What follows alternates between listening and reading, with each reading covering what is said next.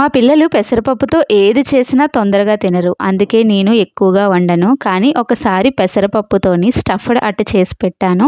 ఒకటి కూడా ఉంచకుండా ఇష్టంగా తినేశారు. ముందుగా మనం పెసరట్లకి పెసరపప్పు బ్యాటర్‌ని ఏ విధంగా రెడీ చేసుకుంటామో అలానే రెడీ చేసుకొని పెట్టుకోవాలి. తర్వాత స్టఫింగ్ కోసం స్టవ్ మీద ప్యాన్ పెట్టి ఆయిల్ వేసి జీలకర్ర, పచ్చిమిర్చి వేసి వేయించాలి. అవి వేగాక టమాటాలు, క్యారెట్ ఇంకా మీ దగ్గర అందుబాటులో ఏ వెజిటేబుల్స్ ఉంటే వాటిని కూడా వేసి వేగనివ్వాలి. అలానే మరి ఎక్కువసేపు వేయించకూడదు. ఇప్పుడు ఇందులోనే ముందుగానే ఉడికించి మ్యాష్ చేసిన బంగాళదుంప, కారం, గరం మసాలా, ధనియాల పొడి, ఉప్పు వేసేసి కలిపి ఒక నిమిషం ఉంచి చివరగా కొత్తిమీర చల్లి కలిపి స్టవ్ ఆపేసి ఒక ప్లేట్లోకి తీసుకోవాలి.